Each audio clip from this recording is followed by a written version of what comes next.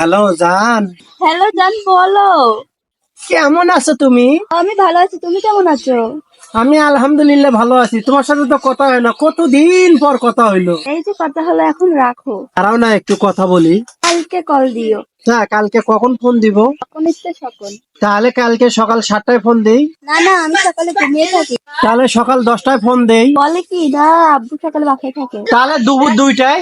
তখন আমি লাঞ্চ করি। তাহলে সন্ধ্যায় ফোন করি, তাহলে ভালো হবে। এখন আমার পরীক্ষা, সন্ধ্যায় আমি কথা বলতে পারবো না। তাহলে রাতে ফোন দেই, তাহলে মজা করে কথা বলতে পারবো। না না, আমার আম্মু আছে, আমার সঙ্গে থাকে, আমি কথা বলতে পারবো না। তাহলে কখন ফোন দিব? যখন ইচ্ছে তখন। এই যে রে বিন্যাসালি, চুপ থাক। এই কর সময় হবো না, আবার ফির কর যখন ইচ্ছা তখন। হ্যাঁ, আমি কি তোর দুলাভাই হই? আর কখনো আমার কাছে ফোন দিবি না, খবরদার। ব্রেকআপ তোর সাথে আজ। এই জন্য ছোট ছোটগুলোর সাথে প্রেম করা হয় না। এই মেজাজটাই গরম। তুই না উল্টে পুল্টে নিতে চাস, মেজাজ গরম হবো আমার। তোর কি হয়েছে? আর কইস না রে, গতকালকে গেছিলাম রংপুর, খালারে দেখবার গেছিলাম, খালাও অসুস্থ। কি হয়েছে তোর খালার? এই যে হার্টের সমস্যা। ও, খালারে দেখা বাজে ছেড়ে আসতেছি, মনটাই খারাপ।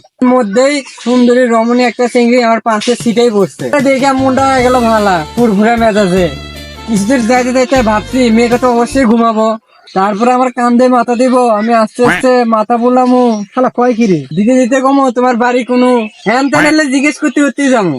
মারবো চাটা। পরে এক পর্যায়ে যা প্রেম প্রীতি হয়ে যাবো, আমরা বিয়ে করবো, পরে জুতো খুলে লাগাবো, দেখিস নি। বাচ্চা কাচ্চা হবো, ডাক্তার বানাবো, ম্যাজিস্ট্রেট বানাবো, কত স্বপ্ন। খেতার তলে শুয়ে স্বপ্ন দেখ গা। স্বপ্ন দেখতে যাইতে যাইতে এমন ভাবে টুনা পূজা করে বমি করে দিল। ঠিক আছে, তো উচিত কাম হয়েছে। কি বাঠাকে ভালোই থাকে, আমার তো মজাই লাগলো রে।